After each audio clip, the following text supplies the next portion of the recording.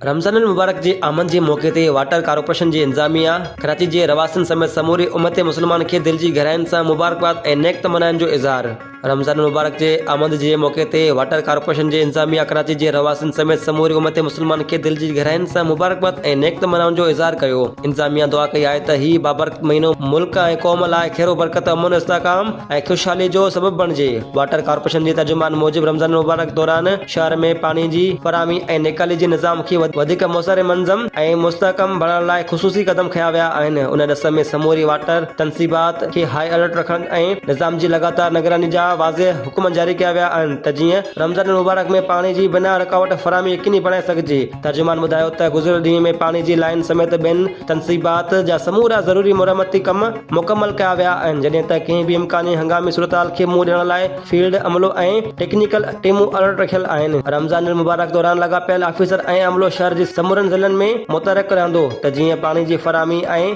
निकाली जो निज़ाम बिना रंडक जारी रहे। हिन वधीक चयो त शहरनि जी सहूलियत लाइ हेल्पलाइन 1334 24 कलाक फ़ाल रहंदी, जिते वसूल थींदड़ शिकायतुनि जो फौरी इज़ालो यकीनी बणायो वेंदो। वाटर कॉर्पोरेशन जी अवलिन तरजीह रमज़ान मुबारक में शहरनि खे बिना ततल ऐं मनसफ़ानी बुनियादनि ते पानी जी फराहमी यकीनी बणाइण आहे।